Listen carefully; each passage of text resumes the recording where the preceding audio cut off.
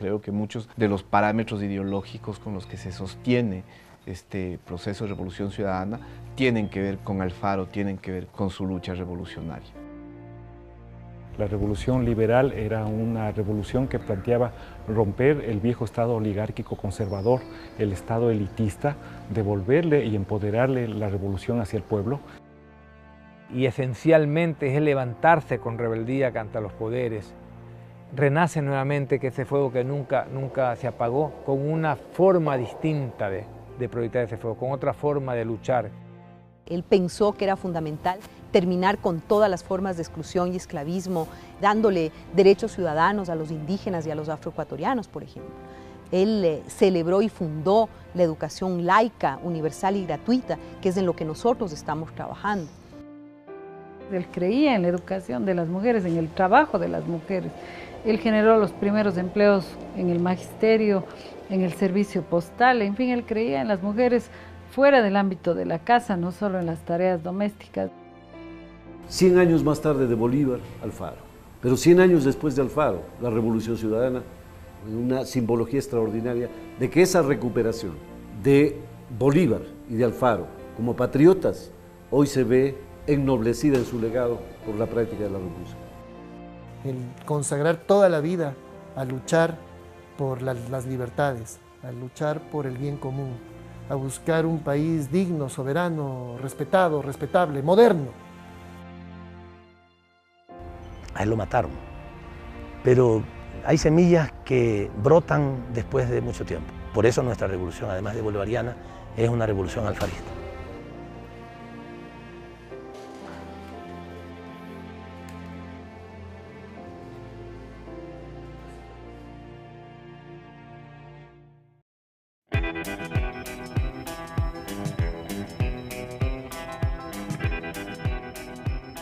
Hace 6 años este país estaba devastado por el neoliberalismo. Nosotros habíamos tenido un proceso enorme de ingobernabilidad. Señor, que vean los medios de comunicación.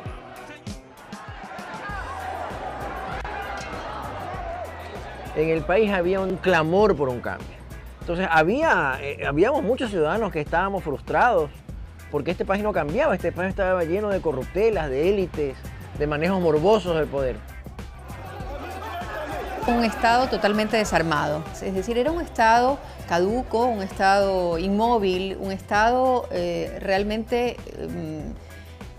que no había vivido ni siquiera un renacimiento, era un Estado medieval. Todo estaba orientado a que el mercado sea el regulador de nuestras vidas. No había ciudadanos, solamente eran considerados los consumidores y los que no tenían capacidad para consumir sencillamente no tenían derechos ciudadanos, no tenían derecho a salud, no tenían derecho a educación, no tenían derecho a una vialidad.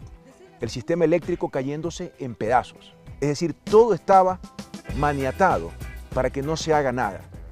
Este país estaba devastado por el neoliberalismo.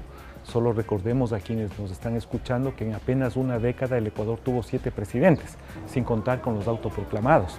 Es decir, teníamos una situación profunda de ingobernabilidad. ¡Tú me das tu voto! Yo te doy una escuela. Durante muchos años no es que entramos en una etapa de resignación, ni de conformismo, pero quizá de muchas dudas, sospechas sobre nuestra propia fuerza.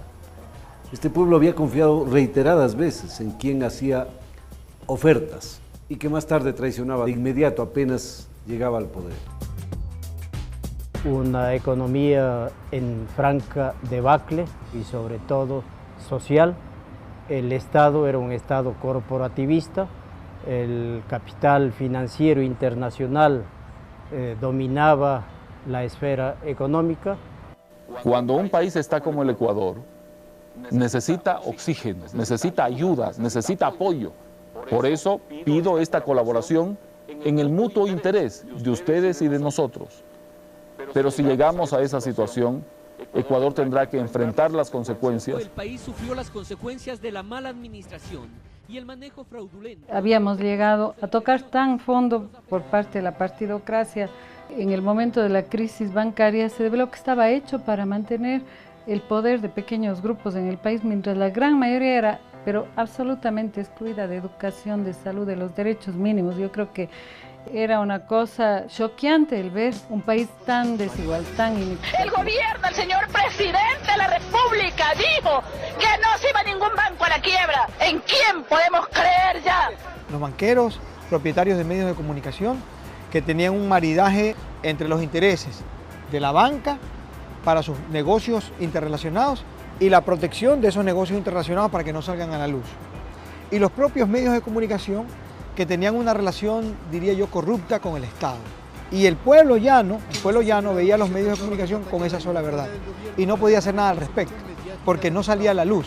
O si alguien quería protestar, inmediatamente era invisibilizado por los medios de comunicación. Un país sin proyecto nacional, era un país sin luz propia. No se veía que había un proyecto político que tenía por venir. Gutiérrez se declaraba un antiimperialista. Apenas gobernó, lo primero que hizo fue presentarle sus cartas de credenciales al gobierno de Bush, un gobierno que se caracterizó por no solo la aplicación de un neoliberalismo salvaje, entre otras cosas, sino por invadir y devastar sociedades enteras.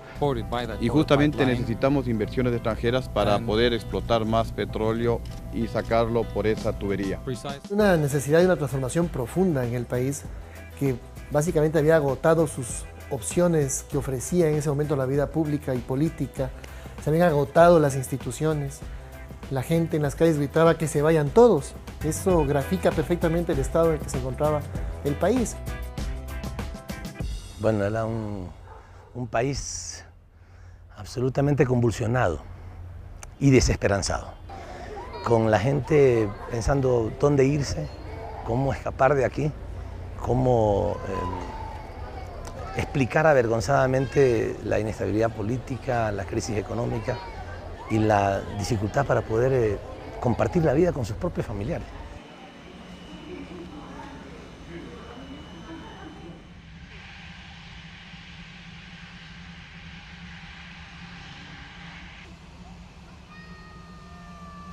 Somos la generación que está construyendo la nueva historia de nuestra patria. Este ya no es el país de la desesperanza que heredamos. Ya tenemos patria y vamos a alcanzar juntos la verdadera libertad. Nadie puede parar lo que viene pasando, con 6 años de revolución avanzando. Las mujeres, los niños, los hombres, mi hermano, los migrantes, los pueblos, todos apoyando. Revolución hasta siempre. La ciudadanía presente. Revolución hasta siempre. La ciudadanía presente. En el 2005 se pudo demostrar que otro tipo de planteamientos eran posibles, que otro tipo de economía era posible, y eso motivó a muchísima gente a organizarse. Cuando nos enteramos de que el compañero de lucha, al quien admirábamos mucho, Rafael Correa, fue llamado a ser ministro. Fue un orgullo para todo el grupo de la Universidad Católica, que lo llamábamos Frente de Estudiantes Universitarios. A los pocos meses de esto, empezó una corriente a querer un cambio en el país. Y en esa corriente apareció la posibilidad de que Rafael sea el presidente. Y obviamente todos los compañeros de la universidad nos metimos de cabeza en este proyecto. ¿Te suena familiar? Esta oligarquía corrupta califica de comunista a todo aquel que ponga en peligro sus privilegios. No le hagas caso, somos gente joven, de manos limpias, apasionados por la patria, que lo único que queremos es construir ese Ecuador que todos soñamos y que todos merecemos. Había un grupo que estaba cerca del entonces Rafael Correa, de este joven político con un gran carisma, pero con una idea muy clara de lo que el Ecuador requería en ese momento. Para que la transformación sea estructural y profunda, tiene necesariamente que darse un proyecto y un proceso revolucionario. Y tiene que ser ciudadano, porque en la medida en que el ciudadano se convierte en actor fundamental de la lucha social y política, firma el acta de defunción de la llamada partidocracia que tanto daño le había hecho al país.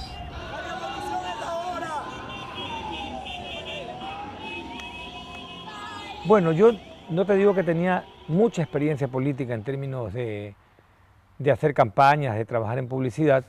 Con el caso de Rafael Correa hubo un clic especial. O sea, entendí su mensaje, entendí y pude vislumbrar lo que era el pasado y lo que podía ser el futuro. Y creo que fue suficientemente claro el camino como para creer que sí podíamos ganar. Y le metimos toda la fuerza. Joven, no permitas que los dinosaurios políticos de siempre envejezcan tu corazón, que no te hagan temer ese cambio radical. Los tenemos, saben que están derrotados. La patria vuelve. Vamos juntos a esa revolución juvenil. Vamos juntos a esa revolución ciudadana. ¡Dale, Correa! Esa diferencia entre una propuesta que te abría los ojos de ver lo que podía ser la patria y lo que había sido el pasado. Y para quitarle ese poder fáctico de quienes siempre creyeron que eran los que tenían que ser dueños, no solo del poder, sino en sí mismo del país, del petróleo, los recursos naturales, las políticas económicas, las políticas bancarias, etc., ¿no? Ya basta. Los ciudadanos somos los dueños de la democracia, los dueños de nuestro país. Acabemos con la dictadura de estas mafias que se hacen llamar partidos políticos. Terminemos con los abusos de un Congreso decadente. Vamos juntos a la victoria en octubre 15 del 2006. Vamos juntos a la Asamblea Nacional Constituyente. En el 2006, en plena campaña, lo que dijimos es: no vamos a hacer una sola oferta, pero sí muchas promesas y juramentos. Ese país hermoso pero devastado supo asimilar un discurso de reencontrarse a sí mismo, de reencontrar la esperanza y de volver a tener patria, como decíamos.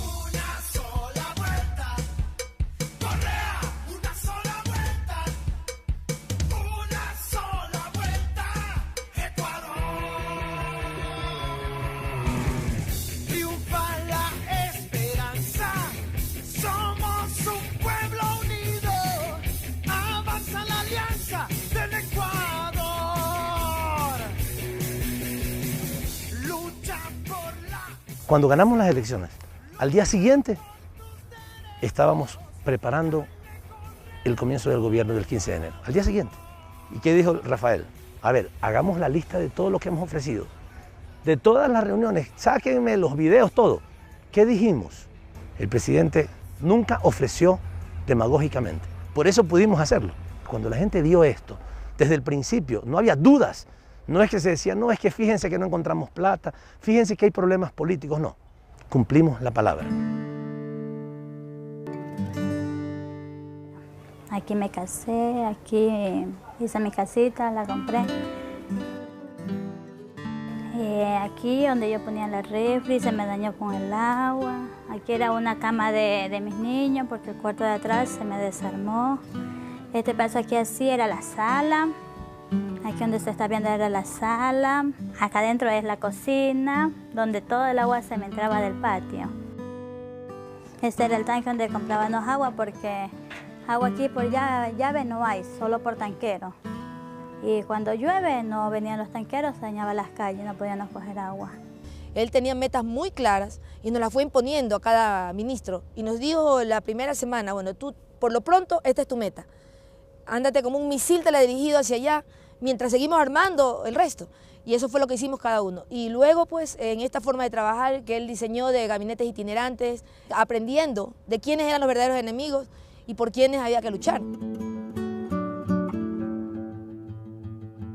Tengo mi camita, mis cosas, mi refri, aquí donde yo cocino, lavo los platos, aquí está el baño.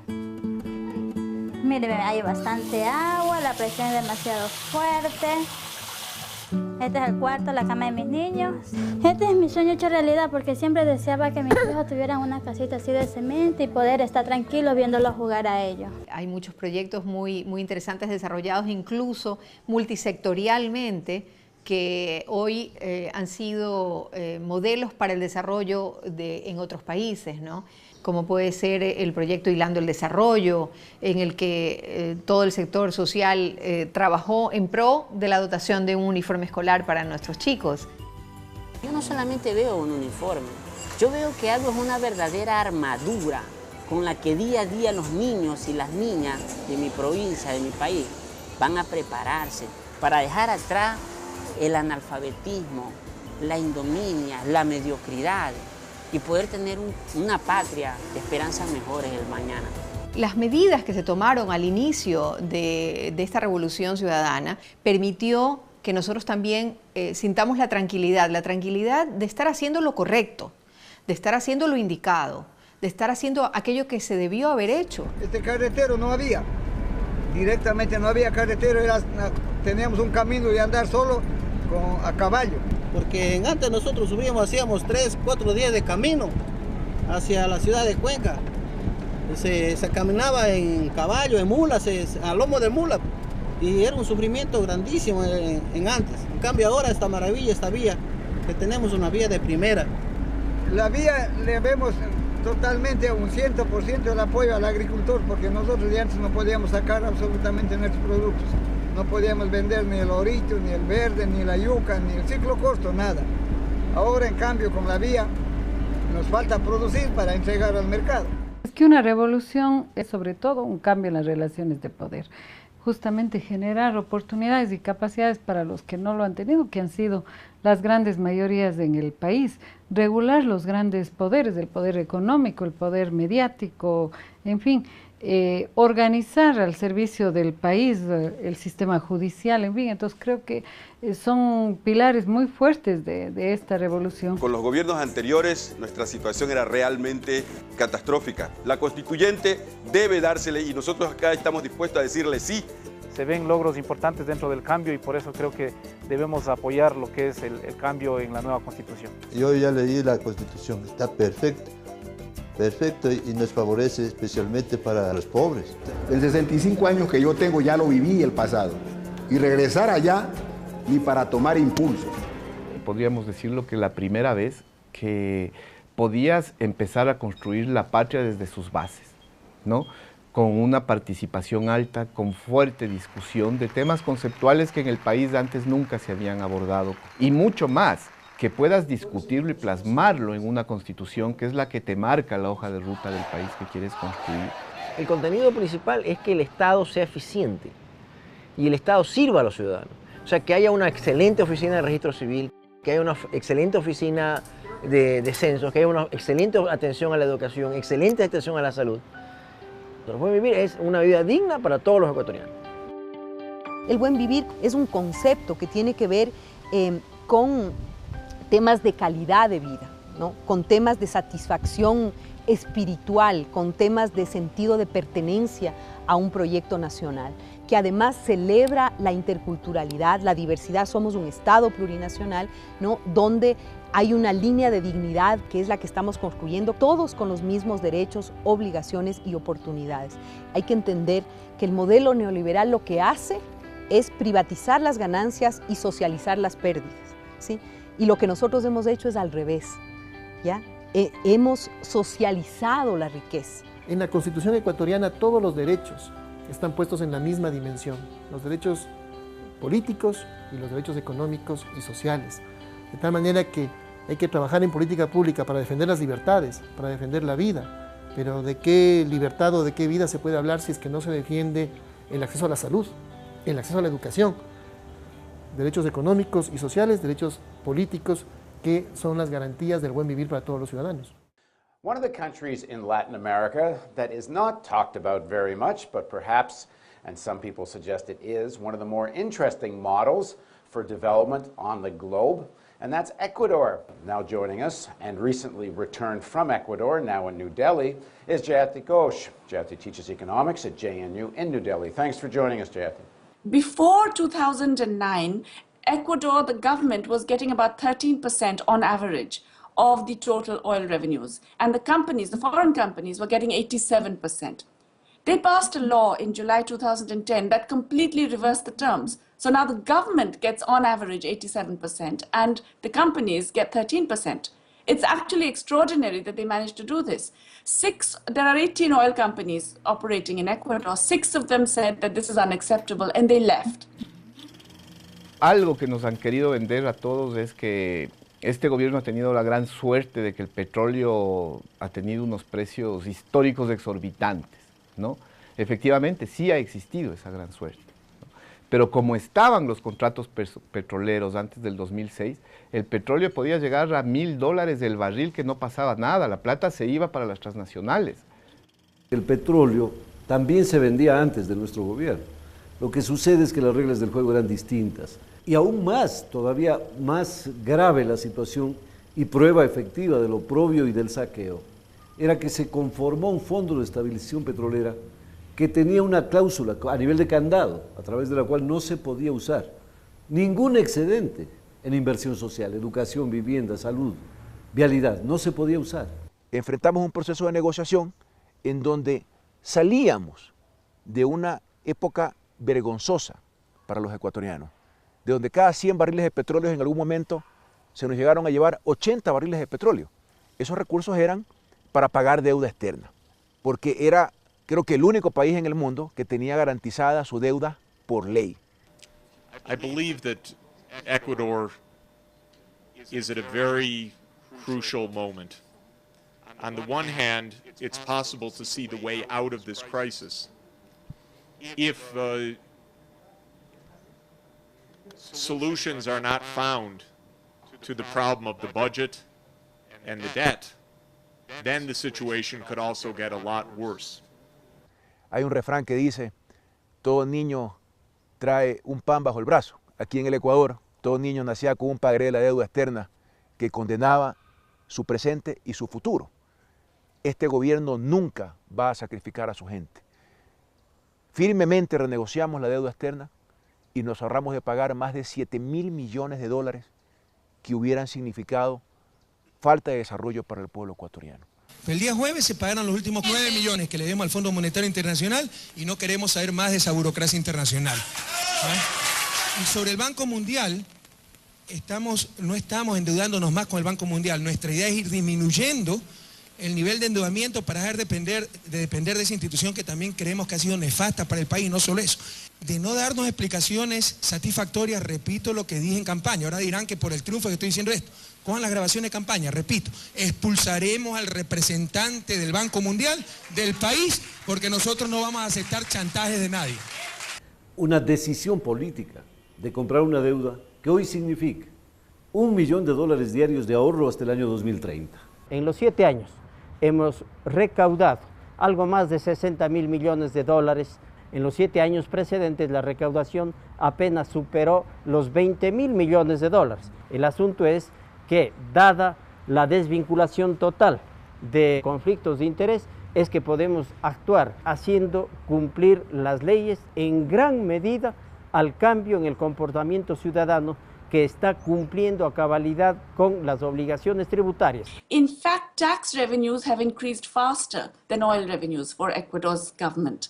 And that is really a tribute to the massive tax enforcement drive that they undertook from 2007 onwards. Anything else you want to end with, Jyoti? Well, no, just to repeat what I said at the very beginning, I think what is most inspiring about this case is that even if it doesn't succeed more than what it already has, it shows that you can do a lot if there is internal political demand for it. And you don't have to worry about the global conditions in order to transform things within your own country. Todos esos recursos, no solamente que son para los ecuatorianos, sino que la ciudadanía los ve en obra pública y en servicio. Hoy, nuestros niños ahora estudian en escuelas del milenio, estudian en mejores universidades, tienen mejor servicio de salud, hay medicinas, la salud es gratuita. Cada vez que recorremos las carreteras de nuestro país, las mejores carreteras de Latinoamérica, no existe un municipio que no haya recibido más recursos por la mayor renta petrolera. Es decir, todos esos recursos los hemos logrado convertir en un proceso de desarrollo de bienestar que tiene que ser sostenido y sostenible en el tiempo. Ya tenemos patria, estamos construyendo el sueño ecuatoriano, un sueño forjado con alegría, manos limpias, mentes lúcidas y corazones ardientes. Y esta revolución no puede tener marcha atrás, compatriotas. La verdadera libertad. La luz del continente que sigue brillando. Ecuador y su gente al mundo asombrando. Somos cientos de miles, Bolívar y Alfaro.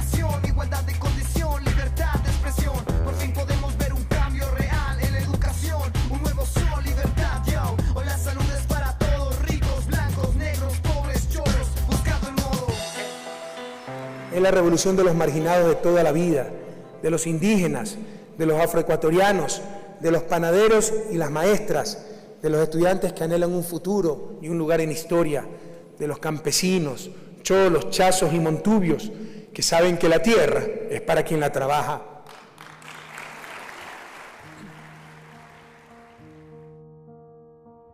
Lo más duro era las cosechas pocas. O sea, lo máximo que se producía en hectárea era 100 quintales. Muy poca producción y mucho gasto. El tema de la semilla era que uno tenía que ir con el dinero completo a los agroquímicos o donde vendían para poderla traer. Ahora con lo que es la semilla, lo que son proyectos del gobierno, que podemos seguir adelante. Puedo decir que a muchas personas los ha sacado de esa miseria que vivíamos en el 2000, porque con este gobierno de la Revolución Ciudadana es un cambio muy bueno en este año, que hasta ayer tuve una conversa con mi esposa de eso. Posiblemente vamos a abrir una cuantita en el banco para ver si avanzamos a comprar un terrenito. Yo pienso que es la lucha por una verdadera soberanía, por una verdadera autonomía basada en la justicia, basada en la equidad, basada en la verdadera libertad. Nadie puede sentirse libre si no tiene acceso a las condiciones mínimas de salud, de educación, de los bienes de producción, de trabajo, del crédito, del dinero. En definitiva, nuestra revolución es de quienes son el motor de la historia, los seres humanos, que jamás volverán a ser víctimas en nuestro país de la maquinaria neoliberal y del capitalismo salvaje. El pueblo ecuatoriano empoderado de su destino, de su proceso político, el pueblo ecuatoriano empoderado de su revolución ciudadana, porque la revolución ciudadana es de todos los ecuatorianos, exige la verdad.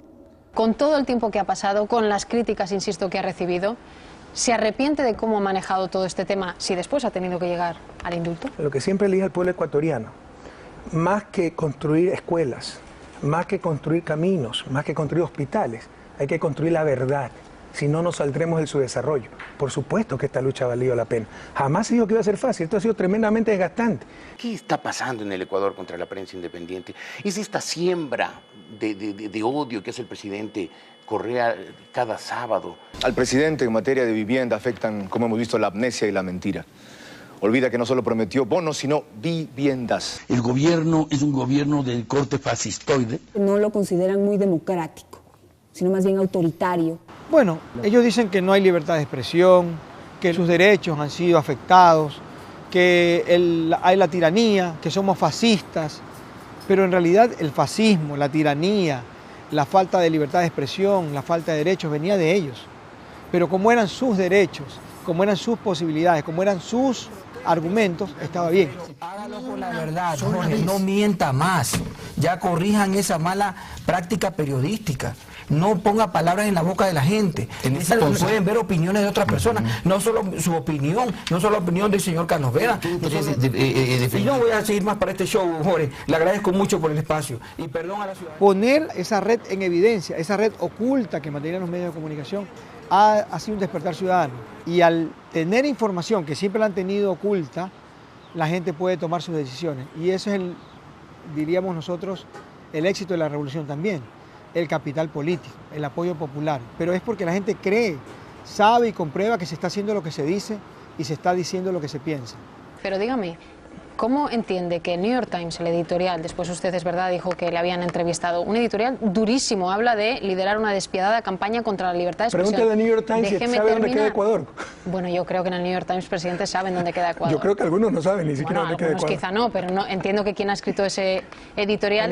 Déjeme que le termine. Es que me el editorial, sí, pero déjeme que le termine la pregunta. El editorial del New York Times... en este oficio es responderle a la gente, no a los medios de comunicación. Ustedes se creen propietarios de la opinión pública. No, ustedes son propietarios de la opinión publicada. La opinión pública es la de nuestros pueblos y a ellos hay que contestarle. Resulta absolutamente insólito que en este país hayan existido hasta hace no mucho banqueros que al mismo tiempo que banqueros eran distribuidores de automóviles y además dueños de canales de televisión y de revistas. Hipócrita. Sordo. Mediocres, todos ustedes, farsantes, cobardes neonazis. Usted me da una cosa, profesor, córteme esa entrevista, por favor. Usted, a ver, señor, no me va a hablar de entiende. Señor, usted se calla. Pelea limpio, hijo. Yo creo que están enojados sencillamente porque este gobierno no les va a hacer la venia a los dueños y a los gerentes de los medios de comunicación. En los últimos 32 años de democracia, pues todos, sean alcaldes, prefectos, presidentes, ministros, le iban a hacer la venia a la señora dueña del medio, al señor dueño del periódico, de la televisión, y era una visita media diplomática, o sea, hacerle la venia. Ahora no hay venias, porque se está tratando de construir una sociedad más justa, una sociedad que sea más igualitaria para la mayor cantidad de gente.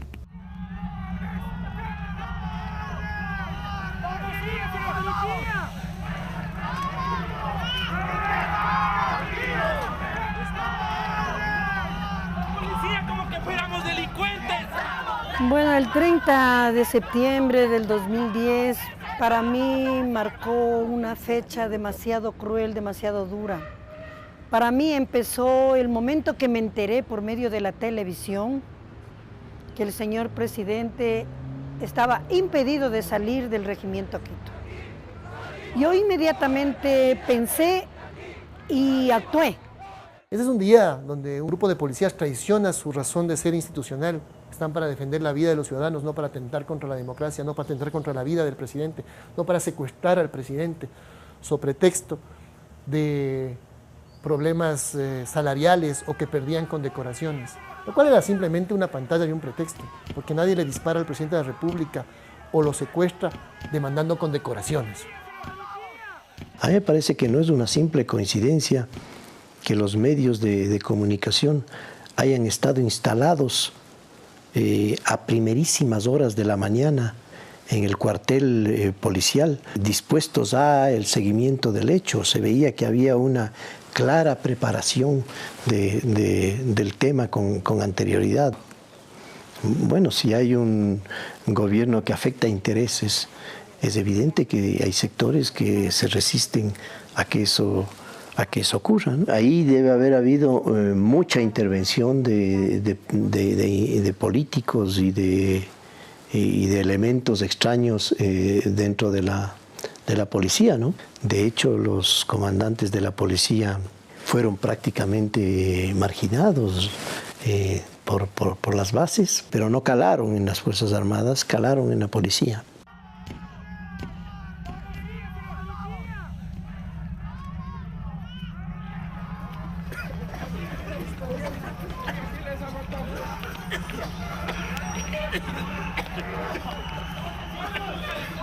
Francamente, quisieron derrocarle, y no derrocarle, hasta atentaron contra su vida.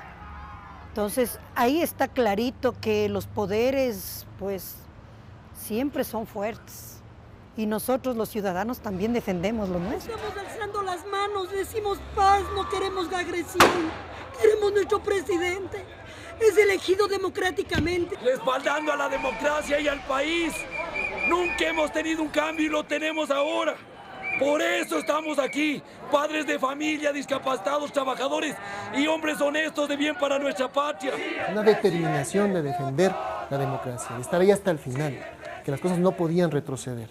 De acompañar al presidente en ese proceso, en el cual se había marcado ya una ruta definitiva. Aquí no se iba a retroceder, ni se iba a dar un paso atrás. Los que quisieron debilitar ese proceso, lo que hicieron con el 30S, fue fortalecerlo mucho más y afianzar las convicciones de los ciudadanos y ciudadanas. Bueno, primero hicimos un programa piloto en la provincia de Cotopaxi.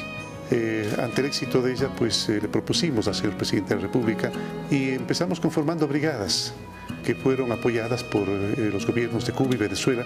Cuba tenía mucha experticia al respecto y enviaron los brigadistas que nos dieron todo su apoyo. Se conformaron centenares de brigadas para llegar hasta los sectores más recónditos de la patria. Allí en lo más alto de los páramos, allí en lo más recóndito de la Amazonía y de la costa ecuatoriana, llegamos hasta las Galápagos y recogimos toda la información.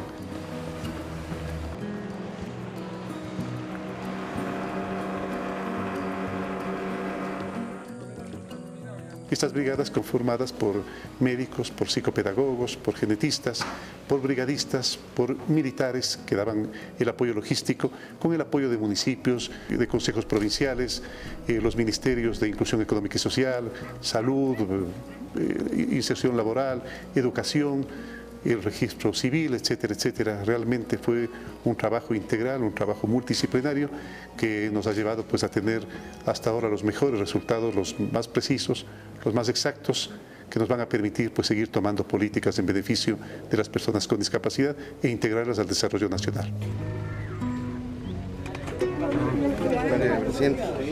Hola, mijo. Hola, Kevin. ¿Cómo estás? Aquí viven siete personas. Siete personas. Aquí. Duermen aquí. Hoy día le armaron esta cama, señor presidente, esta es nuestra ya, esta cama. Sí, esta cama ya entregada para él. O sea, 7 personas solo tenían esa cama en el suelo. Y en el suelo. Los niños duermen aquí en cama y los adultos en el suelo.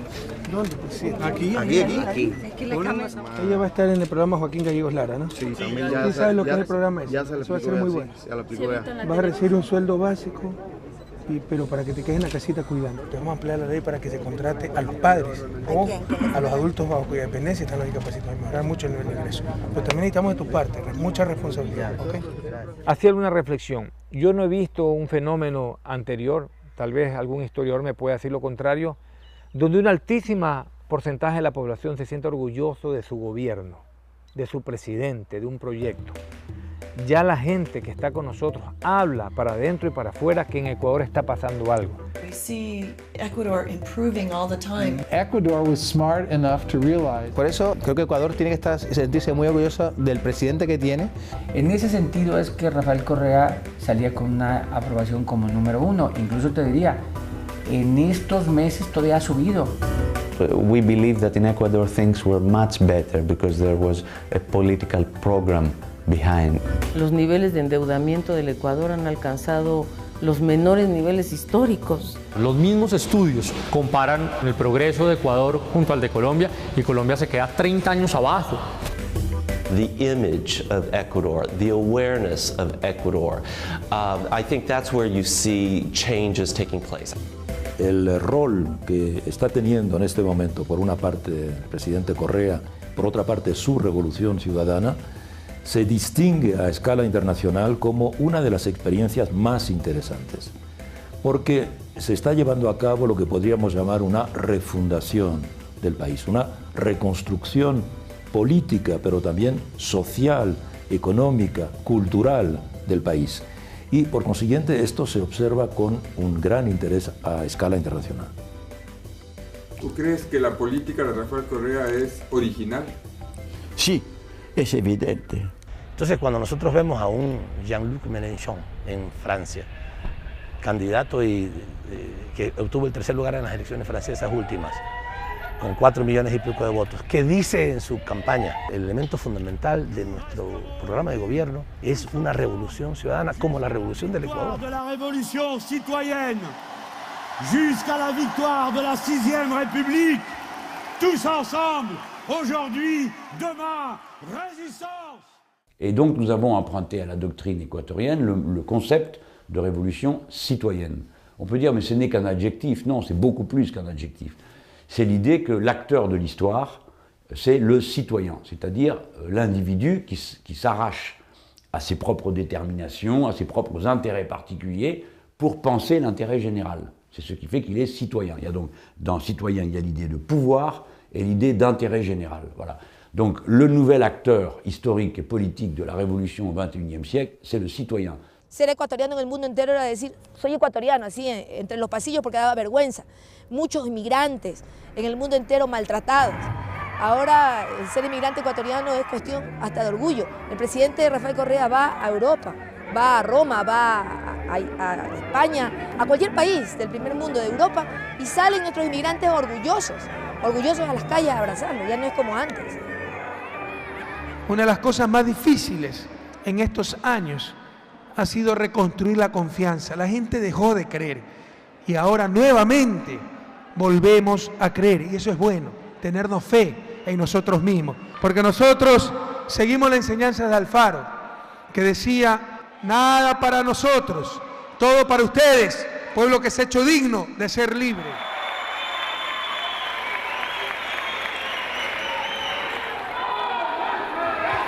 Vamos, Jorge, haz meter a la gente, que se suba, que aquí no van a burlarse de nosotros, mi hermano. En el caso del sector educativo había un gremio único que se había autodenominado como la voz única de los maestros. Ese gremio había politizado de tal manera el sector educativo que no permitía su surgimiento, no permitía un debate, no permitía una transformación, necesitaban mantener el statu quo. Nosotros teníamos una educación del siglo XIX, con profesores nacidos en el siglo XX y con estudiantes del siglo XXI. Es decir, estábamos absolutamente desfasados en términos educativos. El Ecuador ha generado en estos primeros 7 años condiciones para plantearse un cambio estructural en su modelo productivo. Para que sea sostenible en el tiempo, tenemos que ser menos dependientes del petróleo. Tenemos que ser menos dependientes de productos primarios exportadores. Ser más dependientes ¿de qué? De la fuerza más grande que tenemos los ecuatorianos, que somos nosotros mismos. Dependientes del talento humano. Pero hay que generar condiciones para ello. No podemos plantearnos un proceso de industrialización, por citar un ejemplo, si no tengo energía, si no tengo carreteras, si no tengo conectividad, si no ha mejorado el sistema educativo. Llegué a ser el abanderado en circunstancias en las que mis padres no estaban aquí. En la etapa de colegio fue quizás un poco dura. Me preparé para el examen y de verdad no me esperé haber sacado 972 puntos. La educación ahorita está en un sistema de meritocracia. Las personas obtienen las cosas por méritos, no por palancas. Hace 6 meses no pensaba, no creía tener la posibilidad de irme a estudiar así a alguna universidad del exterior. Y ahorita la tengo en mis manos. Es muy importante que pasemos a esa sociedad del conocimiento, por eso es la inversión grande que se está haciendo en educación, en talento humano, en las becas, por ejemplo en la zona económica de Yachay, en traer ciencia y tecnología de otros países para que justamente podamos elaborar productos con mayor valor agregado y podamos tener nuevas industrias de gran desarrollo para el país. Hoy en día el país se nota que ha cambiado no solamente porque hay las carreteras, no solamente porque hay hospitales de una calidad superior, se nota que ha cambiado en la actitud de la gente. Jóvenes que quieren hacer experiencias al exterior, que se lanzan a una maestría, un doctorado, y para un profesional, un investigador, es realmente satisfactorio, te llena trabajar con jóvenes que tienen esta actitud, que tienen esta voluntad de aprender, de conocer. Se percibe la idea de un país que mira hacia adelante y mira al futuro.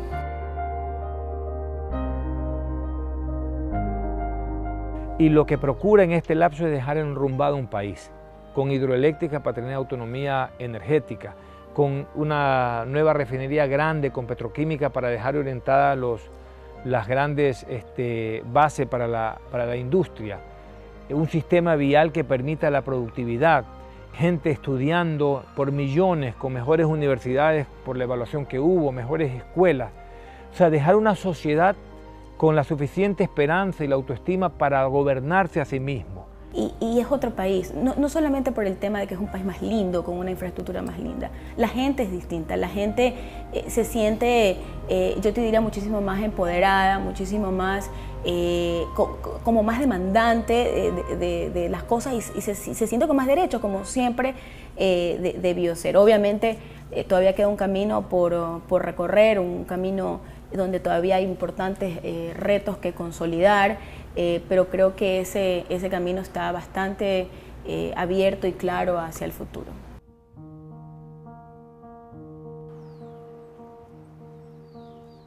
Primeramente, yo me llamo Luis Salinas, yo tengo 70 años de edad. Todos los que vivimos en este sector siempre hemos estado extrañando bastante a raíz que ya, digamos, dejó de andar el tren por aquí. En las escuelas también, en la historia, nos enseñábamos a nosotros quién fue el gestor, digamos, del ferrocarril, Eloy Alfaro.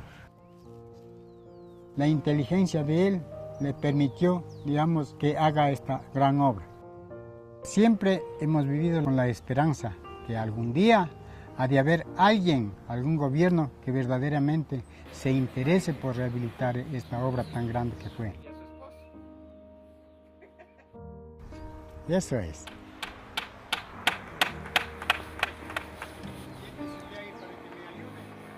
Y ahorita viene el tren ya. Ya viene el tren. Sí, ahorita. El tren viene, mija. ¡Qué bueno!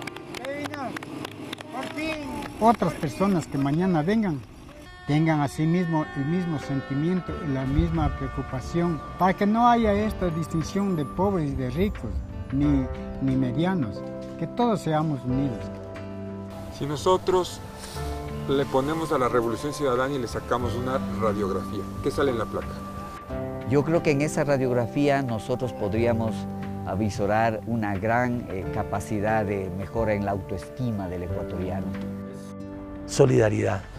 Yo vería ahí solidaridad, vería allí alegría, vería allí optimismo, esperanza. La revolución ciudadana es lo que cada ciudadano hace todos los días para construir, para producir, para mantener a su familia, pero ahora lo hace con un sentido de futuro y de esperanza. Salen almas puras, cuerpos curados, huesos curados, pero por ahí también hay infección. Eso es inevitable y eso hay que atacar. Y hay que atacar con dureza, con disciplina, con ética y con lealtad. Yo te diría que un corazón muchísimo más grande, un espíritu muchísimo más fortalecido. Veo un país con gran dinamismo, en acción y listo para seguir transformándose. Yo veo un país próspero, pujante, de gran desarrollo. Y veo que hay líderes suficientes para seguir llevando el país adelante. Sonrisas, alegría, orgullo de ser ecuatoriano. Cuando dicen Ecuador, el pecho se abre, los pulmones se llenan de aire y las sonrisas surgen en los rostros. Es la hora de sumar fuerzas, porque esta no es la victoria de un hombre ni de un partido, será la victoria definitiva de todo un pueblo. Ahora sí tenemos la patria de la esperanza. Tenemos que sostener los cambios. Esta es tu revolución.